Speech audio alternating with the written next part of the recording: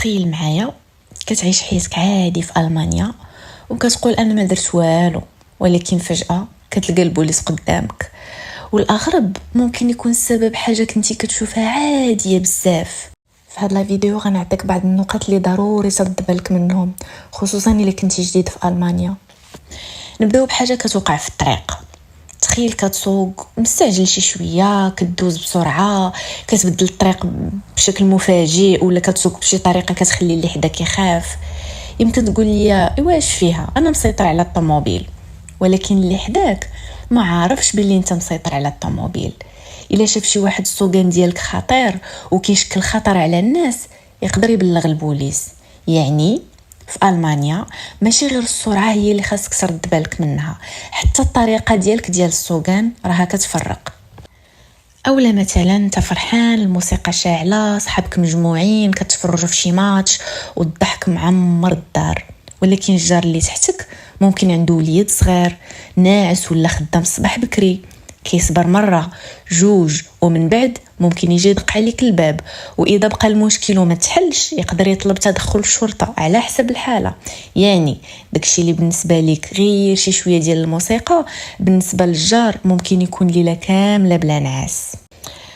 الحاجه الثالثه هذه ما فيهاش الضحك. الا وقع مشكل بين جوج ديال الاشخاص وبدل النقاش بدا التهديد، الدفع، الضرب، او شي واحد ولا خايف على راسو، هنا الموضوع كيولي جدي. وماشي ضروري تكون انت طرف في المشكل، حتى الا كنتي غير شاهد وشفتي واحد في خطر خاصك تاخذ الامر بجديه. في الحالات اللي فيها خطر مباشر او جريمه جاريه، الشرطه الالمانيه عندها الرقم 110. الرابعه، تخيل شي واحد تعصب، مشى ضرب سياره ديال شي واحد، هرس شي حاجه، خرب ممتلكات في مكان عام، وكاين واحد واقف بعيد وكيشوف كل شيء.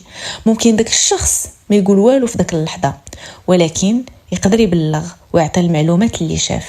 لهذا ما تفكرش انك الا ما شافك حتى واحد سالينا. في ألمانيا حتى تخريب الممتلكات ديال الغير ممكن يدخل في بلاغ للشرطه.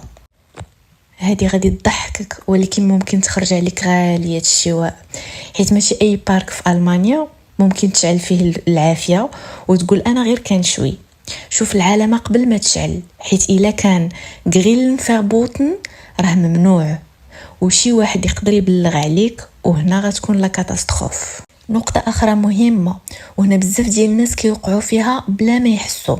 كتخرج تليفونك كتصور شي واحد في الزنقة ومن بعد كتقول ايوا صافي راه غير تصويره، ولكن في الخصوصيه ألمانيا ماشي بحال اللي ممكن تكون متعود عليه، خصوصا الا نشرتي التصويره او استعملتيها بطريقه كتضر الشخص.